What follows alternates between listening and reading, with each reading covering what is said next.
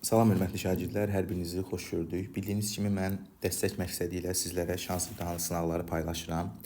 Bu günlərdə sizin üçün hazırladığım şans imtahanı sınaq 4-ün daha doğrusu izahlarına baxacağıq. Gəlin vaxt itirmədən birinci sualdan başlayaq. Gücü 40 kilovat olan daxili yanma mühərriki 1 saatda 16 kiloqram benzin işlədir. Mühərrikin faydalı iş əmsalını hesablayın. Bildiyiniz kimi faydalı iş əmsalı necə tapılır? Faydalı işin tam işə nisbətinin faizlə ifadəsi. Yəni yazırsınız A faydalı bölünsün A tam vurulsun 100%. Burada sual ortaya çıxır. Müəllim, faydalı iş nədir? Verilən şərtə uyğun olaraq tam iş nədir? Biz bunu necə müəyyən etməliyik? Mən sizə praktik metod deyirəm.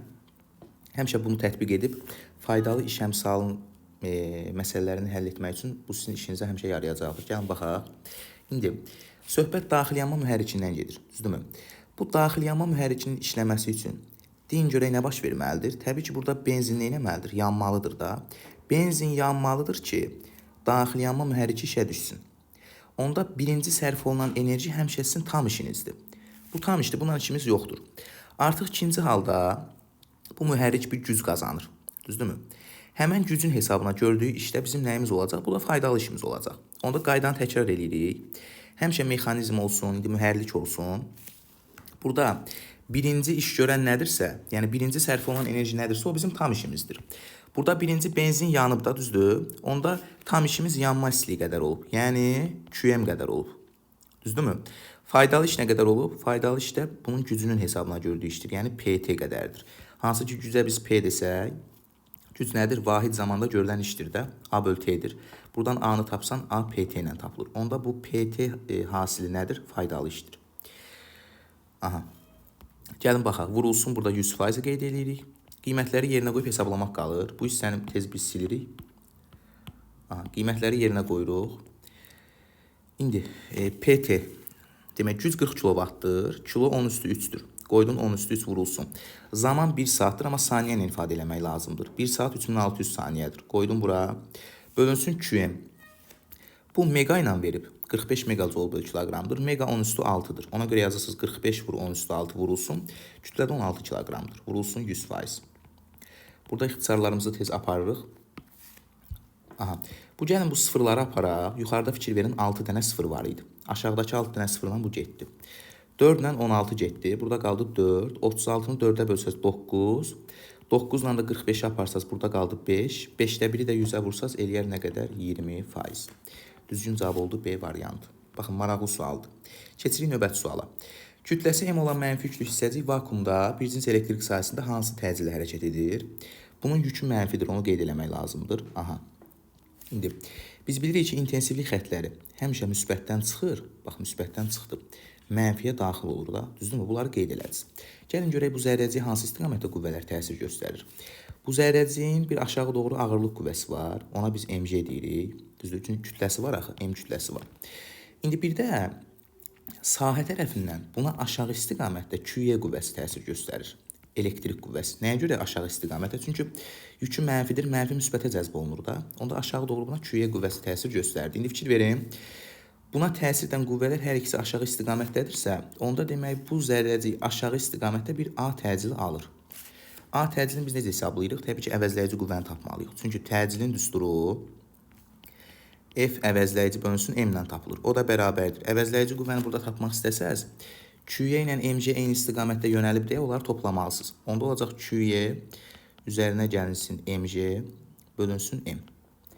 Bax, təcil üçün aldığımız ifadə Y variantında olduğundan düzgün cavab olub Y variantı.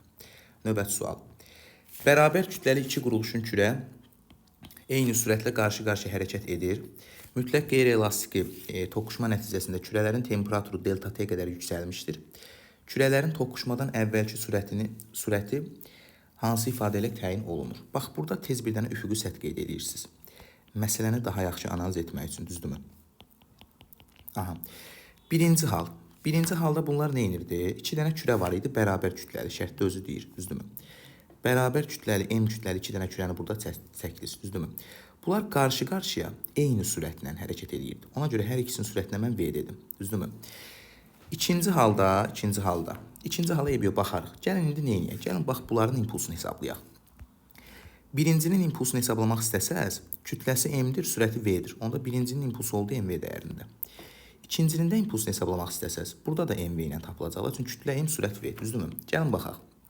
Yadınızda saxlayın. Qayda olaraq deyirəm sizə, həmişə ödənir. Baxın, qarşı-qarşıya hərəkət edən cisimlərin, kürələrin, əgər impulsları bərabərdirsə, onda bunlar qeyri-elastik toqquşmadan sonra toqquşub dayanacaqlar. Bunları bilmək lazımdır. Onda demək ikinci halda üfüqi səthi tez burada qeyd eləsəz, bu cisimlərin impulsları eyni olduğundan bunlar toqquşub yapışırlar, çünki qeyri-elastik toqquşmadır. Yapışıb nə edirlər? Yapışıb dayanırlar. Bunların sürətləri olur 0, düzdürmü? İndi gəlin görək burada enerji itkisi nə qədər olub. Baxın, birinci halda sistemin enerjisini tapmaq istəsəz, bunların sürəti, kütləsi var deyə kinetik enerjisindən söhbət gedə bilər də burada ancaq, düzdür? Onda demək, birinci halda sistemin enerjisi, birinci kürənin kütləsi, sürəti var. Eyni şəkildə ikinci kürənin də sürəti olduğundan, onda demək burada birinci halda kinetik enerjini tapmaq istəsəz, olacaq m vur v kvadratı bölü 2. Bu nədir? Bu birincinin enerjisidir. Üzərinə gəl, ikincinin də axı enerjisi var. İkincinin də elə enerjisi mv kvadratı bölü 2 dəyərindədir. Onda birinci halda sistemin enerjisi bunun cəmi nəyi verir? Bizə mv kvadratını verir. Demək, birinci halda sistemin enerjisi mv kvadratı bölü 2 qədər imiş. Gəlin ikinci halda tapaq. Bəs müəllim, ikinci halda nədir? İkinci halda artıq bunların sürəti yoxdur deyə kinetikdən söhbət gedə bilməz. Bunlar dayanıblar. İkinci halda demək bunların kinetik enerjisi 0-a bərabərdir. Gəlin baxaq, ortaya sual çıxır. Müəllim, bunun bu mv kvadratı qədər daha doğrusu kinetik enerjisi hara getdi? Nəyə sərf olundu? Siz məntiqlə düşünün. Bunların temperaturu delta t qədər yüksəlibsə, demək bax bu enerji var ha, mv kvadratı qədər enerji. Demək bu kürələrin aldığı istilik miqdarına sərf olunub. Çünki qızıblar axı, düzdür? Temperaturları artıb da. Onda deyirsiniz ki, müəllim, mv kvadratı qədər enerji kürələrin temperaturunun dəyişməsinə, yəni aldıqları istilik miqdarına sərf olundu. Yazırsınız S vurulsun 2m vurulsun delta t. Nəyə görə 2m yazdım? Çünki ikinci halda bu istilik bunların ikisinin arasında paylanıb da, ikinci halda axıblar toqquşub bir yerdədirlər. Ona görə burada S 2m vurulsun delta t yazmaq lazımdır. Hesablamanı aparaq. M'lər hər tərəfdən getdi. Buradan V-ni tapmaq istəsəz, V bərabərdir. Kökün altında 2S vurulsun delta t. Demək, bunların toqquşmadan əvvəl sürəti kökün altında 2S delta t, cavab A variantı. Gördünüzmü? Maraqlı sualdır. Keçdik növbəti suala. Aha, buranı təmizləyirik tez. Yox, burada 5, burada 4-cü sual var. Ona baxmadıq, ona da baxaq. Beynəlxalq sistemdə əsas vahidlər hansılardır? Beynəlxalq sistemdə əsas vahid 7 dənə uşaqlar əsas vahidimiz var. Onlar hansılardır? Bax, mən bir-bir sayıram, yadınızda saxlayın. Demək, uzunluq metrdir, zaman saniyədir, kütlə kiloqramdır, maddə miqdarı moldur, temperatur kelvindir, cərəyan şiddəti amperdir, işıq şiddəti kandeladır. Bax, bunu yadda saxlamaq lazımdır. İndi burada uşaqlar fikirləşir ki, Newton da əsas olar da, çünki qüvvənin vahididir. Amma beynəlxalq sistemdə 7 əsas vahid var. Onların vahidini burada bizdən soruşur. Əsas vahidlər deyir, hansılardır? Dedi ki, maddə miqdarı moldur, cərəyan şiddəti amperdir. Yəni, bu 7 əsas vahidin arasında yer alan kəmiyyətlərin vahidləri bunlar olduğundan cavab olur 1 və 2, D variantı. Qeyd edeyim ki, bu sual da hazırladığım sınavda səhv edilən suallar sırasındadır. Ən çox səhv edilən suallar. Asan olmağına baxmayaraq. Keçdik növbəti suala. Cisimlərdən hansının xəyalı özü boyda alınar? Uşaqlar, xəyalın özü boyda alınması o deməkdir ki, yəni burada xətti böyütmə Q 1-ə bərabər olub. Yəni cisim nə böyüməyib xəyalın alınmasında. Yəni xəyal nə böyüməyib, nə də kiçilməyib. 1-ə bərabərdir, çünki özü boydadır. Bəs xətti böyütmənin düsturu nədir? F bölünsün D-dir. Onda yazırsınız F bölünsün D bərabər 1-ə. Buradan tapdınız ki, F nəyə bərabərdir? F D-yə bərabərdir. Düzdürmü? Sonra qayıdırsınız, suala baxırsınız. Bu hansı linzadır? Qabarıq linzadır da. Düzdür? Qabarıq linza nədir? Qabarıq linza toplayıcı linzadır da. Onda məsələn bunu sadəlik naminə bir toplayıcı linza kimi təsəvvür edə bilərsiniz. Bax, bu oldu toplayıcı linza. Düzdürmü? İndi fikir verin. Toplayıcı linzada hazır qayda var idi. D cisim məsafəsi nə zaman xəyal məsafəsinə bərabər olurdu? Biz demişdik ki, cisim məsafəsi 2 qat fokusa bərabər olanda, yəni D 2F-ə bərabər olanda F də 2F-ə bərabər olurdu. Hazır qaydadır. Day bunu biz tətbiq etməyə deyə vaxtımız yetməsin. İndi gəlin baxaq. Demək, toplayıcı linzadır. F D-yə bərabər olmalıdır. Çünki deyir, xəyal özü boyda alınmalıdır. Düzdür? Özü boyda alınması üçün demək D 2F də olmalıdır. daha doğrusu 2F olmalıdır. Yəni cisim 2 qat fokuslu olmalıdır. İndi baxırsan ki 2-yə. İkinci cisim 2 qat fokuslu olduğundan onun elə xəyalı da 2F də alınacaq və özü boyda alınacaq. Q bərabərdir 1 olacaq. F bərabər D şərtindən. Aydındır? Onda demək burada düzgün cavab olacaq 2B variantı. Növbəti sual. K cismi şəkildəki kimi X mayesinin səthində üzür. Kran açıldıqda qaba X mayesi ilə qarışa bilən, sıxlığı daha böyük olan, bax, diqqətli olun ha, sıxlığı daha böyük olan Y mayesi töküldükdə K cisminin batan hissəsinin həcmi və cismə təsir edən Arximed qüvvəsi necə dəyişər? Birinci halda bu cisim X mayesində üzürdü deyə buna aşağı doğru mc qüvvəsi təsir göstərir. Yuxarı doğru maye tərəfindən Arximed qüvvəsi təsir göstərir. İndi bu sadəcə üzür də, düzdür, aşağı yuxarı hərəkət etmədiyindən, onda demək bütün üzmə şərtində Arximed ilə mc nə olur? Tarazlaşır. Bunu bildiniz. İkinci halda bura əlavə olunan Y mayesi var ha. O mayenin sıxlığı X mayesinin sıxlığından böyükdür. Düzdür? Onda demək həmin o əlavə olunan maye bu X mayesinin sıxlığını artıracaq da. Çünki daha böyük sıxlığı var axı. Demək onda deyirsiniz ki, müəllim, yekunda alınan qarışığın sıxlığı X mayesinin sıxlığından nə olacaq? Böyük olacaq. Çünki daha böyük sıxlığı maye əlavə olunur. İndi gəlin baxaq. Yenə də sıxlıq çox olduğundan bu cisim neyəcək? Səthdə tarazlıqda qalacaq. Çünki mayenin sıxlığı artacaq. Bunu yenə cismi səthdə saxlayacaq. Qoymayacaq aşağı düşsün. Onda ikinci halda da, bu birinci haldaydı. İkinci halda da bu səthdə üzdüyündən elə ikinci halda da Arximed qüvvəsi bunun ağırlığı qədər olacaq, mc qədər olacaq. Demək Arximed qüvvəsi dəyişmədi. Bunun dəyişmədiyini tapdım. Bəs batan hissənin həcmi necə dəyişər? Gəlin onu da burada sizin üçün. Bax, cavabları mən silirəm. Cavablarla işimiz yoxdur. Onsuz özümüz cavabı tapacağıq. Burada sizin üçün o düsturun çıxarılışını verirəm ki, həmən düstur hardan gəlir. Arximedin dedik ki, hər iki halda Arximed mc-yə bərabərdir. Arximedin düsturu nədir? Rho maye V batan vurulsun J bərabərdir. Kütlənin düsturu nədir? Rho V-dir də, yəni Rho vurulsun V cisim vurulsun J-dir. Düzdürmü? İndi fikir verin. Buradan hər tərəfdən J-lər getdi ixtisar. Burada gəlin batan hissənin həcmi arasında əlaqə quraq. Yəni cismin həcmi ilə batan hissənin həcmi arasında. V cismi bu tərəfə atırsan, Rho mayeni attın bu tərəfə. Oldu bax V batan bölünsün V cisim bərabərdir. Rho mayeni o tərəfə atmışdın da. Bu da Rho cisimdir. Oldu Rho cisim bölünsün. Rho maye. Düzdür? İndi fikir verin. Bu ifadə var ha. Bu ifadə tarazlıq şərtinin ifadəsidir və bizə çox lazım olur. Bu ifadəni əzbərdə yadda saxlaya bilərsiniz belə də. Gəlin getdik. Dedik ki, Y mayesi əlavə olunanda bu mayenin sıxlığı artır. Yəni qarışığın sıxlığı artır. Cismin sıxlığı onsuz da sabitdir. Cismin həcmi də sabitdir. Daha doğrusu sıxlığı sabit, həcmi sabit. İndi burada mayenin sıxlığını artırmışsansa batan hissə nə olmalıdır? Batan hissə azalmalıdır da. Çünki tərs asılıdır axı. Onda tapdıq ki, burada Arximed dəyişmədi. Dəyişməz. Batan hissənin sıxlığı dediyi nə oldu? Azaldı. Azalar. İndi bu cavab hardaydısa onu oradan götürmək lazım idi. 6-cı sualın həlli. Sonra 7-ci suala baxaq.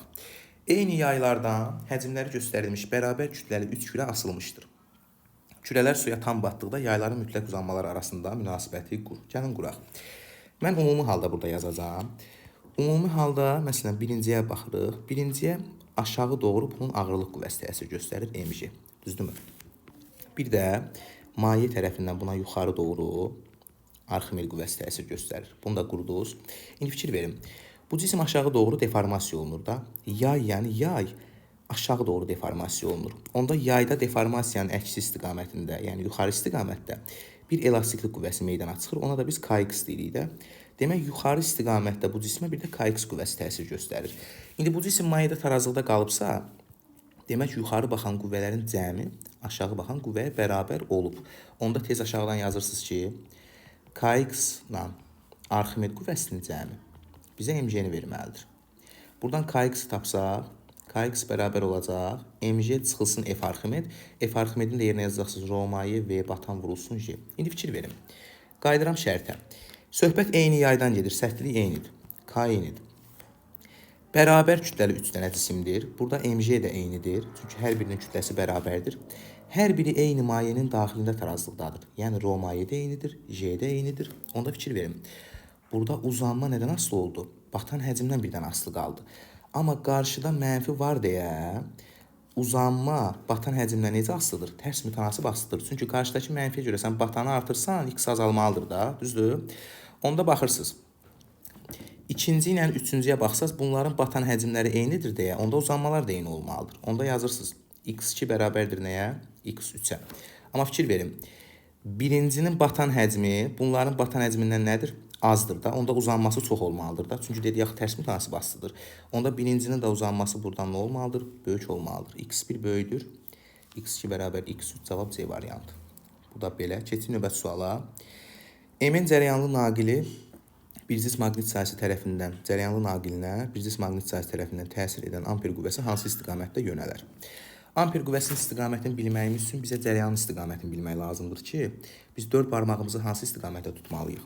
Fikir verin, mənbənin bu qütbü müsbətdir, digər qütbü mənfidir. Cərəyan həmişə müsbətdən verilir də. Onda cərəyan müsbətdən gəlir.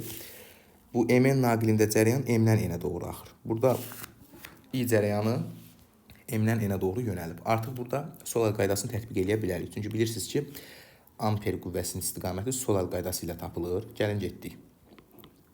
Sol əlimizi elə tuturuq ki, 4 barmağımız cərəyanı göstərir. Bax, 4 barmağımız cərəyanı göstərdi. Düzdürmü? Baş barmağımız nəyi göstərir? Amper qüvvəsini göstərir. Amma induksiya xətləri ovucumuza daxil olmalıdır. İnduksiya xətti nöqtə şəkillidir deyə, onda ovuc içimiz aşağı baxmalıdır. Çünki nöqtə şəkildən bizə doğrudur. Ovuc içimiz aşağı baxanda 4 barmaq cərəyanın istiqamətini göstərəndə 90 dərəcə açılmış baş barmaq bizə amper qüvvəsinin istiqamətini verir. Demək, amper qüvvəsi burada şəkil müstəvisində aşağı istiqamətdə yönəlib, cavab B variantı. Növbəti sual. Sabit gərginlik mənbəyinə qoşulmuş müstəvi kondensatorun enerjisini necə azaltmaq olar? Yenə bax, mən qeyd edirəm. Elektrik sahəsinin enerjisinin düsturları var da. Hansıdır? Cu kvadratı böl 2. Biri Q kvadratı böl 2-s'dir. Biri də Q vurulsun U bölünsün 2-dir. Şagirdlər çaşqınlıq yaşayır. Götürür, məsələn, bu düsturla hesablayır. Nə bilim, bu düsturla hesablayır. Yoldaşlar, sizə hansı kəmiyyəti sabit veribsə, siz həmən düsturdan istifadə etməlisiniz. Mən ona görə bu suallardan burada istifadə edirəm. Sabit gərginlik mənbəyindən söhbət gedir. Bir də tutumdan, kondensatorun enerjisindən söhbət gedir. Dielektrikdən, məsafədən söhbət gedir. Onda sən birinci düsturdan istifadə etməlisən. Burada fikir verin, U sabitdir. S-ni də açacaqsan da yerinə epsilon 0 bölü S yazacaqsan. Gəlin getdik. Onda yazırsınız. Cu kvadratı böl 2. S-ni açırsan epsilon 0 S bölünsün D olur 2D vurulsun U kvadratı. Fikir verin.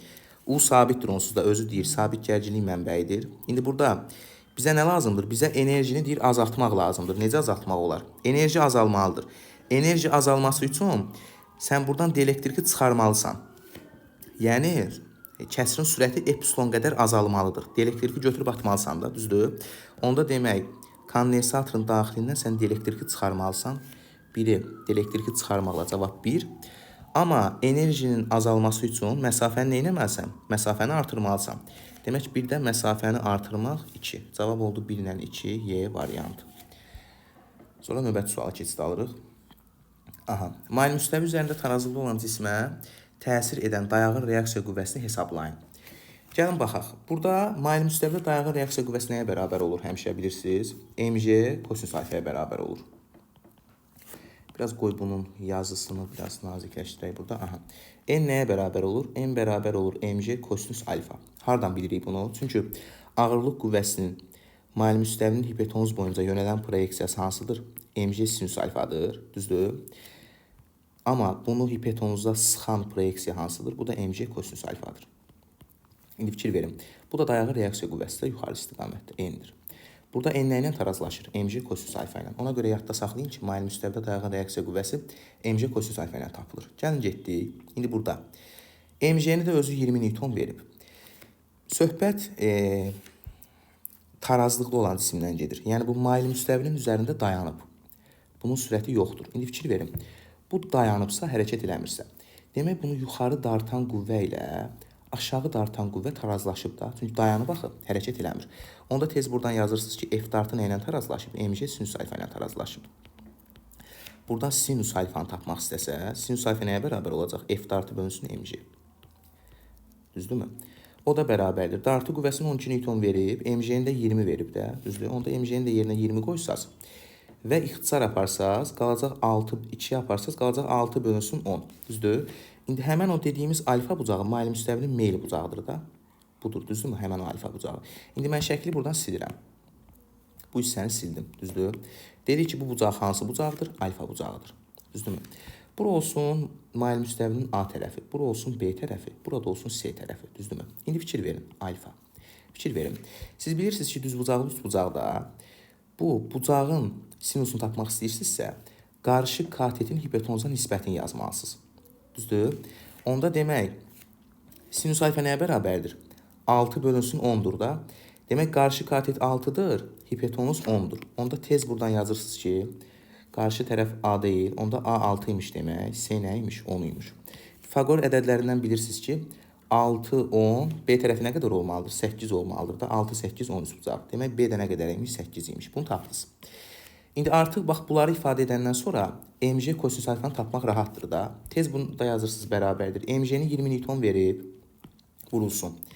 İndi burada kosinus alfanı tapmaq lazımdır. Kosinus alfa isə bitişik katetin hipotenuza nisbəti ilə tapılır. Bitişik katet nədir? 8'dir, hipotenuzda 10'dur da. Onda olacaq 8 bölünsün 10.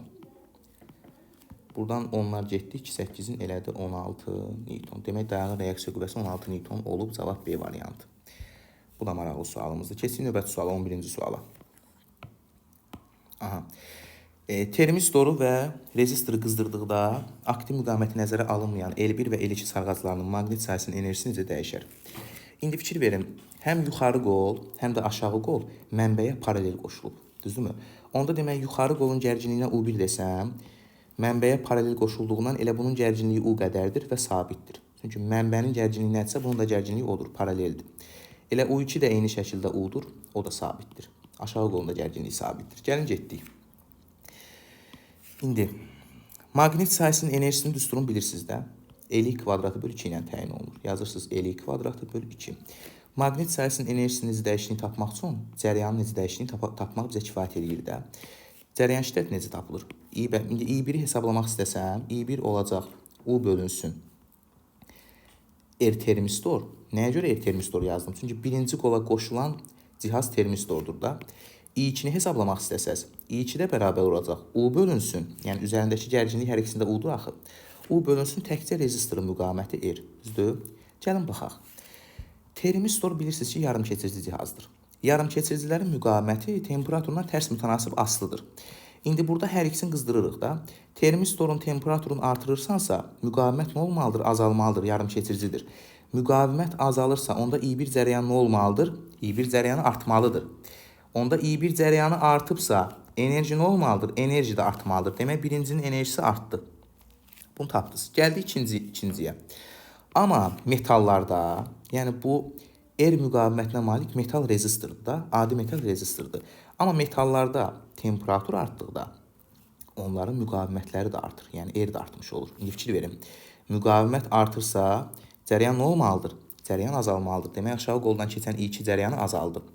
I2 cəryanı azaldısa, enerji nə olmalıdır? Enerji də azalmalıdır. Demək, ikincinin üzərindən keçən enerji azalar. Cavab B variantı. Gördünüzmü? Bu da 11-ci sual. Keçirik 13-cü suala. X oxu üzrə hərəkət edən cismin koordinatının zamandan asılı qrafik verilmişdir. 0T1 zaman intervalında kəmiyyətlərdən hansıların istiqaməti dəyişmir. Gəlin birinci yer dəyişmə ilə sürətə baxaq, təcili axıra saxlayaq. Baxın, yer dəyişmənin düsturu nədir? Yer dəyişməni tapmaq üçün cismin son koordinatından başlanğıc koordinatını çıxmaqla nə qədər yerin dəyişib onu tapmaq olur da. Yəni Sx bərabər x çıxılsın x0'dır. Bu qrafik hardan başlayıbsa bu bunun başlanğıc koordinatıdır. Qrafik bax buradan başlayıb da, onda bunun başlanğıc koordinatı 0 olur. Qrafik başlayıb gəlib məsələn bura bir mənfi qism desəm, gəlib bir mənfi qismdə sonlanıb. Düzdür? İndi bunun son koordinatı mənfi qism olub, başlanğıc koordinatı x0 olub da. Onda x-in yerinə yazırsan mənfi qism çıx 0, x0'ın yerinə. Demək bunun hər bir halda yer dəyişməsi nədir? X-ə bərabərdir, mənfi x-ə bərabərdir. Yəni bu sıfırdaymış, gəlib olub x-də, mənfi x-də. Bunun yer dəyişməsi olub mənfi x-m qədər. Burada istiqamətin dəyişməsinə söhbət gedə bilməz. Demək, yer dəyişmədə istiqamət dəyişməyib, bu səhvdir. Sürətə baxsam, qrafik zaman oxundan hər bir halda aşağıda olub. Yəni hərəkət x oxunun əksi istiqamətində baş verib, ona görə sürətin də istiqaməti burada dəyişməyib. Aha, üzr istəyirəm. Burada bizdən dəyişməyənləri soruşur. Aha, sürətin istiqaməti nə olub? Dəyişməyib. Çünki yenə deyirəm, hər bir halda x oxunun əksi istiqamətində olub. Tapdıq ki, yer dəyişmənin də istiqaməti dəyişməyib. Amma təcilin istiqaməti dəyişib. Burada da bir dənə önəmli qayda deyirəm sizə, yadınızda saxlayırsınız. Baxın, koordinat zaman qrafikində qrafik paraboladırsa, parabolanın qolları aşağı olduqda, yadınızda saxlayın, təcilin x oxunda proyeksiyası sıfırdan kiçikdir. Bunun əksi, əgər qrafik parabol olarsa, parabolanın qolları yuxarı olarsa, onda burada təcilin x oxunda proyeksiyası nədir? Müsbətdir. İndi gəlin baxaq. Qrafikə fikir verin. Birinci parabolanın qolları aşağıdır. Çünki sən özündən bunu bir parabolaya tamamlasan, qoy bunu qalınlaşdıraq. Bax, qara ilə göstərirəm. Düz belədir, hə? Bax, bunun kənarını da parabolaya tamamlasan, burada fikir verin, parabolanın qolları aşağıdır. Düzdür? Onda təcil əvvəl mənfi idi. Hərəkətin ikinci hissəsinə gəlin baxaq. İkinci hissəni də parabolaya tamamlayırıq. İkinci hissə bax, buradan başlayıb da yaşılla göstərdim. Bunun da digər hissəsini parabolaya tamamlasan, artıq burada nədir? Burada parabolanın qolları yuxarıdır deyə təcil müsbətdir. Amma yuxarıdakı hissədə qollar aşağı deyə təcil mənfi idi. Düzdür? Fikir verin, təcil əvvəl mənfi idi, sonra müsbət oldu, istiqamət dəyişdi. Demək, təcilin istiqaməti dəyişir deyə onu götürmürük. Cavab oldu 1-dən 3B variantı. Növbəti sual. Hansı prosesdə verilmiş kütləli ideal qazın molekullarının konsentrasiyası sabit qalır, təzyiq isə azalır? Konsentrasiyanın düsturu nədir? Vahid həcmə düşən molekulların sayıdır, n bölünsün V-dir. Verilmiş kütləli ideal qazdan söhbət gedirsə, onda burada molekulların sayı sabitdir. Çünki kütlə sabitdirsə, say da sabitdir. Konsentrasiya deyir, sabit qalır. Konsentrasiyanın da sabit qalması üçün həcm də sabit olmalıdır da. Çünki bərabər olduğu kəmiyyətlər sabit olmalıdır.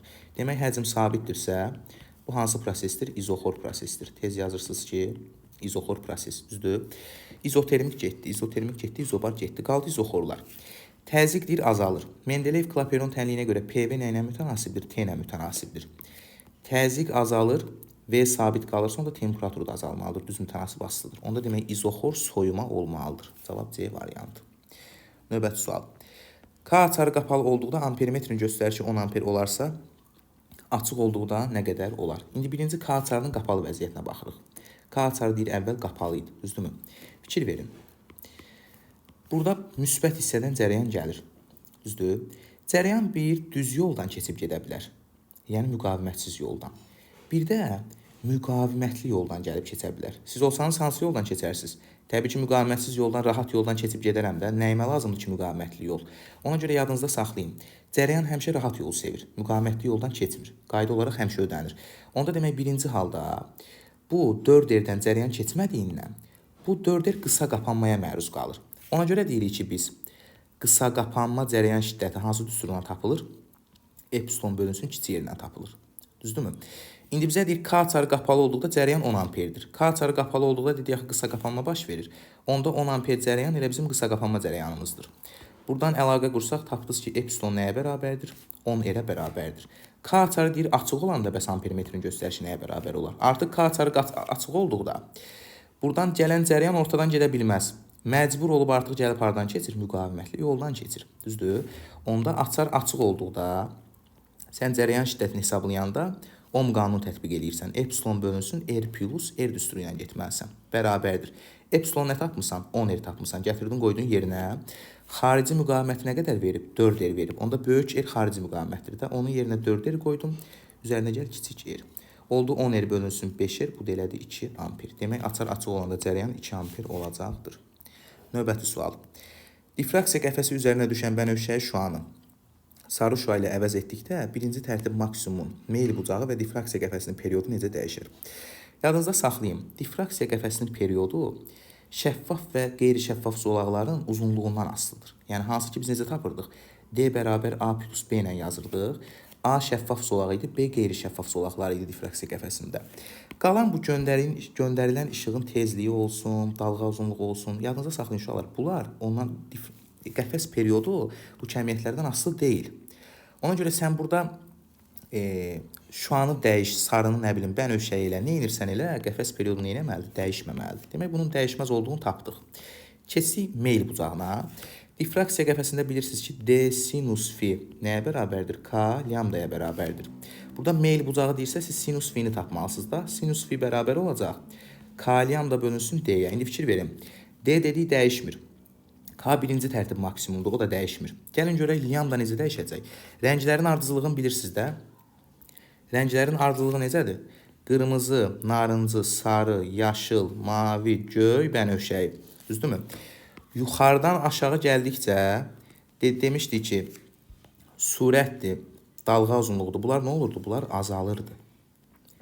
Gəlin baxaq. Bizə deyir ki, bənövşəyini sarı ilə əvəz edirsən. Demək onda deyirsən ki, əvvəl bənövşəyi rəngidir, göndərilən. Sonra nə oldu? Sarı oldu. Neylədin?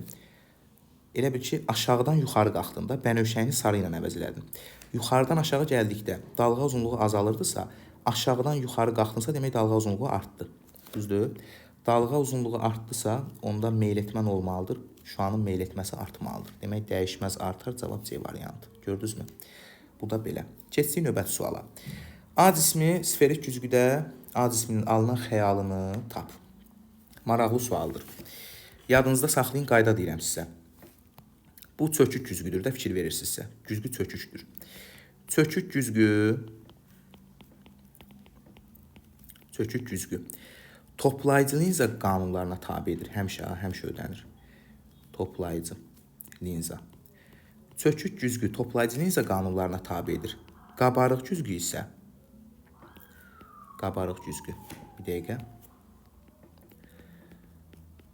Qabarıq güzgü isə əksinə səpici linza qanunlarına tabidir. Səpici linza qanunlarına tabidir. Bu nə deməkdir? Gəlin baxaq. Yəni bu bilirsiniz nədir? Hansı ki hazır qayda bayaqlar dedik.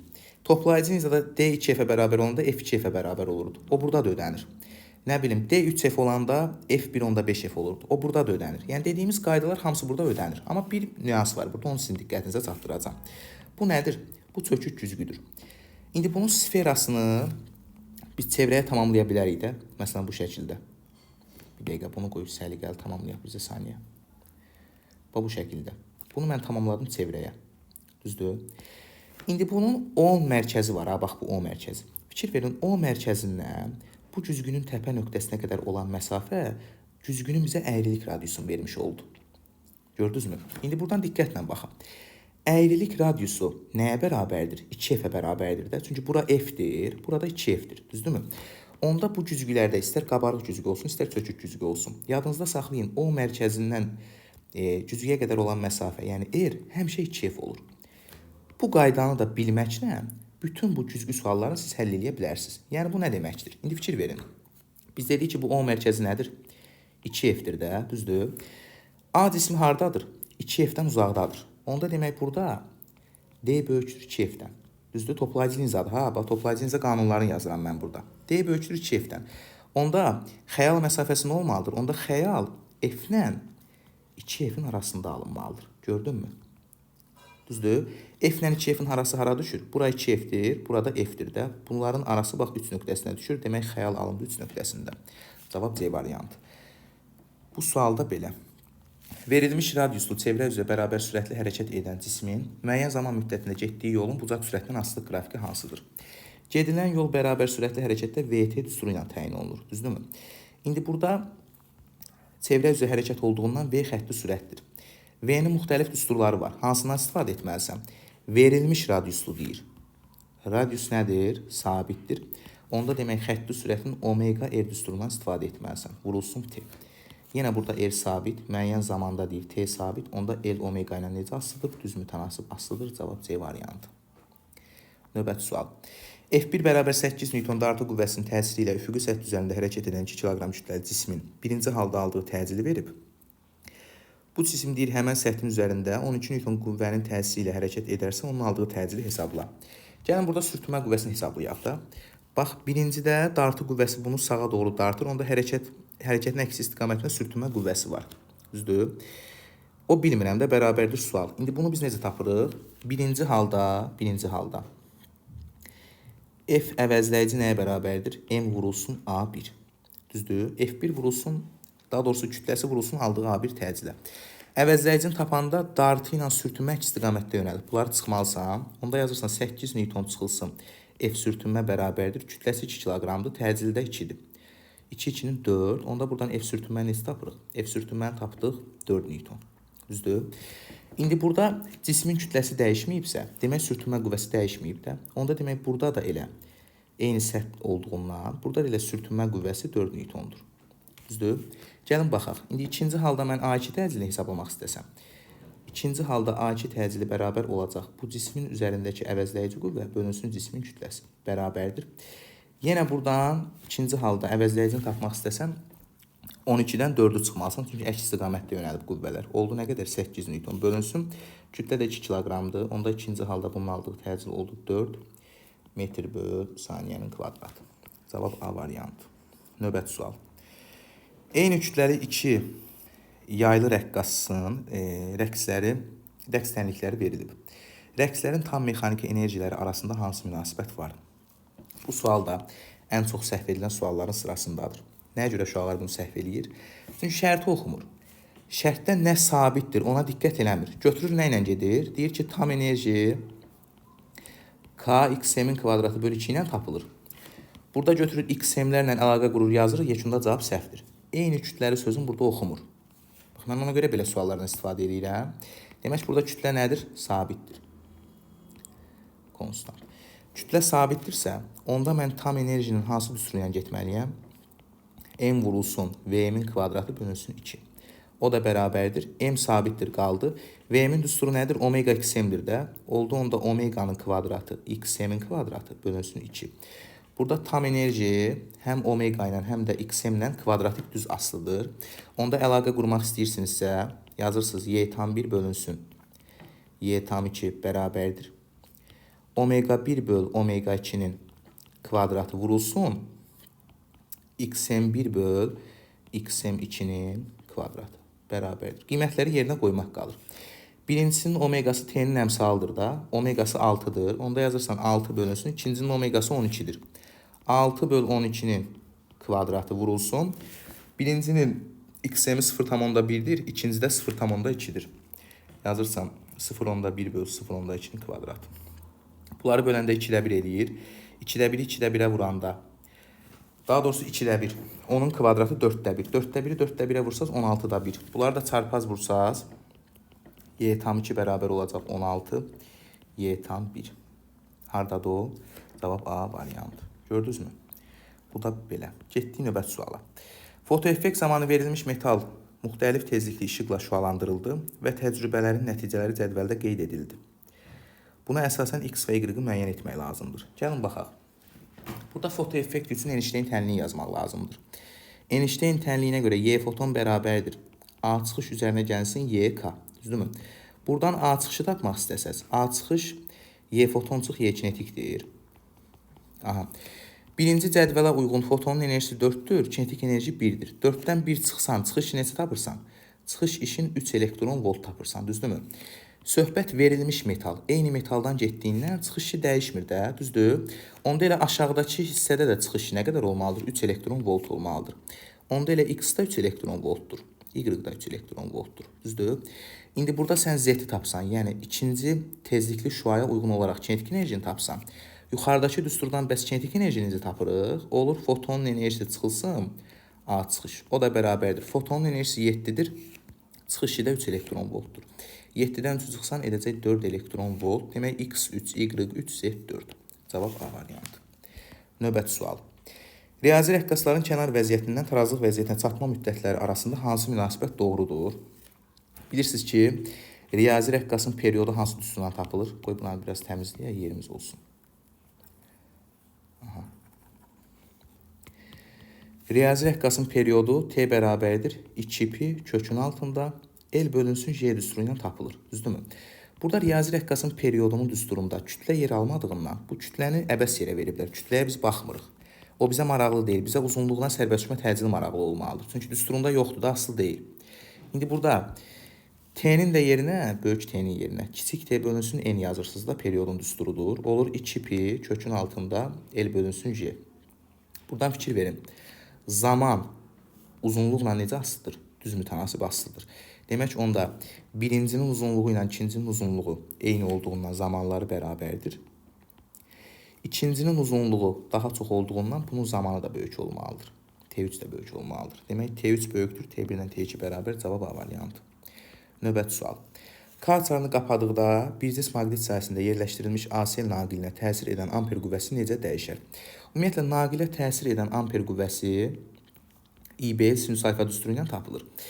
İndi burada cərəyanla maqnit induksiya vektoru arasında qalan bucaq 90 olduğundan təkcə İB-l yazdım. Oldu İB-l, düzdürmü?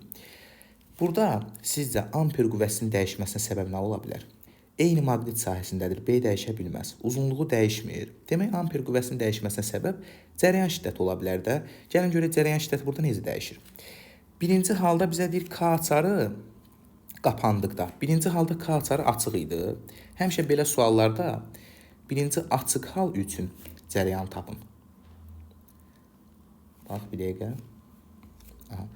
Yazırsınız açıq, yəni K açarı açıqdır. Açıq hal üçün cərəyanı hesablayın, sonra qapalı hal üçün hesablayın. İndi fikir verin. K açarı açıq olanda gələn, bax, müsbətdən gələn cərəyan gəlirdi. Bunların hamısından keçib gedirdi də, bölünüb keçib gedirdi, düzdürmü? Onda K açarı açıq olanda birinci halda müqaviməti hesablamaq istəsəm, bu R ilə R bir-birinə paraleldir. Paraleldə sayına bölürsən də umumini tapanda. Bura oldu R bölü 2, düzdür? Bu R-də, bu R bölü 2-yə nədir? Ardıcıldır da. Onda umumini tapsan, R ilə R bölü 2-ni toplayırsan. Elədir 1,5 R. Demək, açar açıq olanda umumi müqaviməti tapdın. Bir də açar qapalı olduğu hala gəlin baxaq. Açar bu dəfə nədir? Qapalıdır. Açarı qapamısan. Bayaq metod dedim ha sizə. Bax, həmən metod burada ödənir. Bura müsbətdir, bura mənfi. İndi müsbətdən cərəyan gəlir. Cərəyan 1, yuxarıda tam müqavimətsiz rahat yol var. Bir gedib oradan keçə bilər. Bir də burada tikanlı yollar var, müqavimətli yollar var. Sizcə buradan keçərmi? Təbii ki, bu yolları seçməz də. Cərəyan gəlib haradan keçər?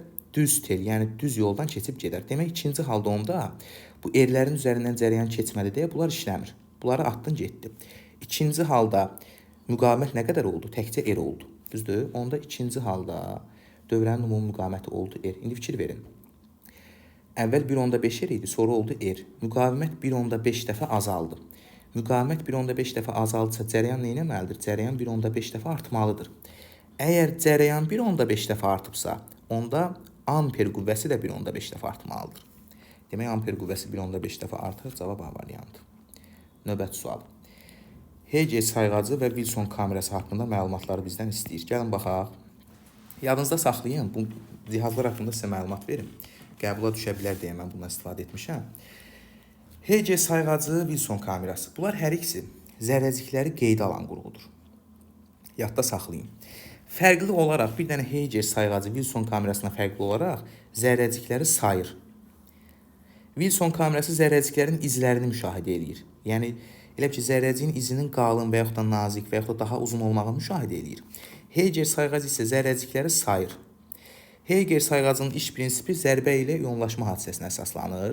Amma Wilson kamerasının iş prinsipi ifrat doymuş buxarın maye üzərində kondensasiya etməsinə əsaslanır. Bunları yadda saxlayın. Demək, iş prinsipi zərbə ilə iyonlaşma hadisəsinə əsaslanır. Bu Hegel sayğacıdır. Zərrəcikləri saymaq üçün istifadə olunur. Bu da Hegel sayğacıdır. Elementar zərrəcikləri qeydə alan qurğudur. Bunların hər ikisi zərrəcikləri qeydə alır. Qurğuya daxil olan zərrəciklərin təsiri ilə yaranan treklər, nə yazıb burada? Yaranan treklərin uzunluğuna görə kinetik enerjilər müəyyən olunur. Yəni, burada onu demək istəyir ki, trek yəni izlər demək istəyir də. Yaranan izlərin uzunluğu kinetik enerji ilə düz mütənasib asılıdır. Yadınızda saxlayın Wilson kamerasında. 4 getdi bura. Aha. Sonra nə qaldı? İşçi cisim doyan buxardan ibarətdir. Bu da bayaq dedikdə Wilson kamerasına aiddir. Demək, 1, 5, 3, 2, 4. Cavab A variantı. Növbəti suala baxırıq. Newton vur saniyənin kvadratı bölünsün kiloqram hansı fiziki kəmiyyətin vahidinə uyğundur? İndi sınaqda uşaqların nəticəsi çox zəif olmasın deyə, çox çaşdırıcı suallar olmasın deyə mən arada belə asan suallardan istifadə edirəm. Newtonun açılışı nədir? Kiloqram vurulsun metrin, daha doğrusu kiloqram vur metr bölünsün saniyənin kvadratı. Vurulsun yuxarıda saniyənin kvadratı var. Aşağıda da nə var? Kiloqram var. Kiloqramlar getdi. Saniyənin kvadratları getdi. Onda burada qaldı metr. Metr nəyin vahididir? Uzunluğun vahididir. Cavab D variantı. Sonra 60 metr böl saniyə sürətlə şaquli yuxarı atılmış cisim 10 saniyədə yerdən hansı hündürlükdə olar? Cisim şaquli yuxarı atılıbsa, bu yavaşlayan hərəkət edir də, getdikcə sürətini azaldır. Yavaşlayan hərəkətdə bunun qalxdığı hündürlük V0T çıxılsın, JT kvadratı bölü 2 düsturu ilə hesablanır. Qiymətləri yerinə qoyuruq. Zaman 10-dur, başlanğıc sürət 60-dır. Olur 600 çıxılsın. J 10-dur, vurulsun. Zaman yenə 10-dur. T kvadratı edəcək 100 bölünsün 2. Demək 600 çıxılsın 500 edər nə? 100 metr. Demək yerdən 100 metr hündürlükdə olar. Cavab A variantı. Növbəti sual. Hər üç halda ağırlıq qüvvəsinin gördüyü işləri müqayisə edin. Elə bil cisim əvvəl uşaqlar A nöqtəsində idi. Fikir verin aşağı atılıb da. Sonra gəlib olub məsələn B nöqtəsində. Məsələn bura yer səthi olsa A nöqtəsinin yerdən olan hündürlüyünə özümdən bir h dedim. Gəlin baxaq. Ağırlıq qüvvəsi də konservativ qüvvə olduğundan ağırlıq qüvvəsinin gördüyü iş əks işarə ilə nədir? Potensial enerjinin dəyişməsidir. Düzdürmü?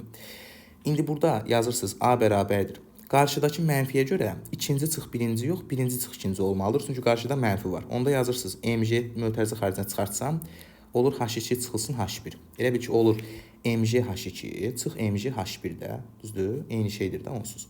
Demək ağırlıq qüvvəsinin gördüyü iş üçün bax bu ifadəni aldıq. Fikir verin. Ağırlıq qüvvəsinin gördüyü iş nədən asılıdır? Cismin ikinci halda yerdən olduğu hündürlük, bir də birinci halda yerdən olduğu hündürlük. Düzdürmü? İndi cisim A nöqtəsində olduqda, qoy A nöqtəsini buraya yazaq da, A nöqtəsi. Cisim A nöqtəsində olduqda yerdən h qədər hündürlükdə idi. B nöqtəsində olduqda yerdən olduğu hündürlük oldu 0. Düzdürmü? Onda hər bir halda burada ağırlıq qüvvəsinin gördüyü iş indi birinci A nöqtəsində idi. Üst-üstə biz burada ifadəni niyə belə səhv yazdıq ki? Özüm dedim, amma burada səhv qeyd elədim. Üzr istəyirik. Burada normalda qarşıdakı mənfi olmasaydı ikinci çıx birinci olardı. Amma qarşıdakı mənfiyə görə birinci çıx ikinci olmalıdır. Aha, bunu qeyd elədik. Hər bir halda bu A'daydı, sonra gəldi oldu B'də. Bunun ikinci halda yerdən olan hündürlüyü nə oldu? 0 oldu da, düzdür? Onda elə birinci halda yerdən olan hündürlüyü h qədər olduğundan burada ağırlıq qüvvəsinin gördüyü iş nəyə bərabər olacaq? mg h-ə bərabər olacaq. Burada hansı trayektoriya ilə atılır, atılsın. Əvvəl h qədər hündürlükdə idi, sonra hündürlüyü 0 oldu. Gördünüzmü? Hər bir halda ağırlıq qüvvəsini gördük mgh düsturu ilə hesablandı. Ona görə yadınızda saxlayın. Ağırlıq qüvvəsinin gördüyü iş trayektoriyanın formasından asılı deyil. Nədən asılıdır? Başlanğıc və son hündürlüklərdən asılıdır. Demək burada ağırlıq qüvvəsinin gördüyü işlər bərabərdir və 0-dan fərqlidir. Hətta belə də yazmaq olardı. Sonra 27. Verilmiş kütləli ideal qazın izoxor qızması zamanı sıxlığı və daxili enerjisi necə dəyişər? Sıxlıq nədir? Sıxlıq rho bərabərdir, m bölünsün v-dir. Verilmiş kütləli ideal qazdan söhbət gedirsə, kütlə sabitdir. Proses izoxor olduğundan həcm də sabitdir, onda sıxlıq sabit qalmalıdır. Ona görə izoxor prosesdə yadınızda saxlayın. Bax, bunları yadda saxlayın. İzoxor. İzoxor prosesdə həm sıxlıq sabitdir, həm həcm sabitdir, həm də konsentrasiya sabitdir. Bax, bu üç cəmiyyəti yadda saxlayın. İzoxorda bunlar sabit qalır. Dəyişməz. Daxili enerji nədir, necə tapılır? U bərabərdir 2-də 3 nü/t. Qızma demək temperaturun artması deməkdir. İzoxor qızmada temperatur artırsa daxili enerjidə nə etməlidir? Artmalıdır. Demək artar, cavab D variantı. Elektrokimyəvi ekvivalent nədən asılıdır? Uşaqlar, maddə üzərində toplanan bu elektroliz prosesində elektrodlar üzərində toplanan maddənin kütləsi m bərabərdir K2 düsturu ilə tapılır. Burada K yadınızda saxlayın, M-dən Q-dən asılı deyil. Bunu heç vaxt qarışdırmayın. Ha. Bax, buradakı K, buradakı K. M-dən Q-dən asılı deyil. Düzdür? Ona görə burada kütlədən asılı götürə bilməzsən, nə bilim sonra cərəyan şiddətindən asılı götürə bilməzsən. Hətta burada Q-nün də yerinə IT qoysan olur KIT. Yəni I-dən də asılı deyil. Düzdür? Bəs nədən asılıdır? Elektrokimyəvi ekvivalentin belə bir düsturu var. K bərabərdir 1 bölünsün YNA. Vurulsun, böyük n bölünsün kiçik n. Burada y elementar yükdür. Na Avogadro sabitidir. Böyük n molyar kütlədir. Kiçik n də valentlikdir. Yadınızda saxlayın və yazmıram da sözlə. Kiçik n valentlikdir, böyük n molyar kütlədir. Bax, K yalnız bu düsturdakı kəmiyyətlərdən asılıdır. Burada fikir verdinizsə, molyar kütlə ilə düz asılıdır, valentliklə tərs asılıdır. Demək, asılıdır valentlikdən, bir də molyar kütlədən. Cavab 1 ilə 3, C variantı. Növbəti hissə. Rəqs konturunda kondensatordakı gərginliyin zamandan asılıq qrafikinə əsasən maqnit sahəsinin enerjisinin zamandan asılıq qrafikini göstərin. Bu sual haqqında da lap ətraflı danışmaq olar, amma indi vaxt məhdudiyyətini nəzərə alaraq burada Gəlin daha qısa və lakonik danışaq. Mən sizə 2 dənə səbət deyirəm, yadınızda saxlayın. Bir səbətdə yükdür, gərginlikdir, bir də elektrik sahəsinin enerjisidir. Bunlar qeyd edəcəm. Digər səbətdə də demək, maqnit sahəsinin enerjisidir. Cərəyan şiddətidir, maqnit selidir. İndi burada enerji sıxlıqlarını da əlavə etmək olar. Onları çox əlavə edib başınızı qarışdırmaq istəmirəm. Gəlin baxaq. Yadınızda saxlayın. Bu yuxarıda elektrik sahəsinə aid olan bu üç kəmiyyət var. Bunların hər hansısa biri artdısa, digərləri də artmalıdır. Və yaxud burada gərginliyin qrafiki sinusoid olursa, onda küünün də qrafiki sinusoid olmalıdır. Enerjinin də qrafiki sinusoid olmalıdır. Gəldim aşağıya. Aşağıda məsələn maqnitin qrafiki kosinusoiddirsə, cərəyan şiddətinin də qrafiki kosinusoid olmalıdır. Amma əksinə, məsələn burada elektrik sahəsinin enerjisi sinusoiddirsə, maqnit sahəsinin enerjisi kosinusoid olmalıdır. Yəni məsələn yuxarıdakılar artanda aşağıdakılar azalmalıdır. Aşağıdakılar azalanda yuxarıdakılar artmalıdır. Yəni bunlar bir-birinin tərsidir. İndi gəlib baxırsan, gərginlik burada nədir? Minimaldır. Yəni qrafik sinusoiddir. Sıfırdan başlayıb da, düzdür? Onda maqnit, bax qulaq as indi. Gərginlik sinusoiddirsə aşağıdakı nə olmalıdır? Kosinusoid olmalıdır. Kosinusoid müəyyən dəyərdən başlayan qrafikdir. Amma burada bir məqam var. Enerjilərin qrafikləri yadınızda saxlayın. Zaman oxundan aşağıda yer almır heç vaxt. Aydındır? Enerjilərin qrafiki məsələn belə ola bilməz. Zaman oxundan aşağı düşə bilməz. Enerji skalyardır və yaxud oradan isbat da eləyə bilərik, amma vaxtımız yoxdur nəyə görə aşağıda olmur. Onda demək bu sinusoiddirsə enerji kosinusoid olmalıdır və qrafik bu şəkildə olmalıdır. Cavab B variantı. Növbəti sual. Suyun səthində yerləşən A nöqtəsində səs dalğaları yaradılır. Bu dalğanın havadakı B və sudakı C nöqtələrinə çatma müddətləri və bu nöqtələrdəki rəqslərin tezlikləri arasındakı hansı münasibət var? Havada elə bil ki bir mənbə var. Bu mənbə, bax yuxarı havadır, hava, aşağı sudur, düzdür. Bu mənbə tərəfindən bir B nöqtəsinə səs dalğaları ötürülür. Bunun sürətinə mən dedim VB, havadakı sürətinə. Bir də həmən səs dalğası C də sudadır deyə C-yə ötürülür. Buna da dedim VC.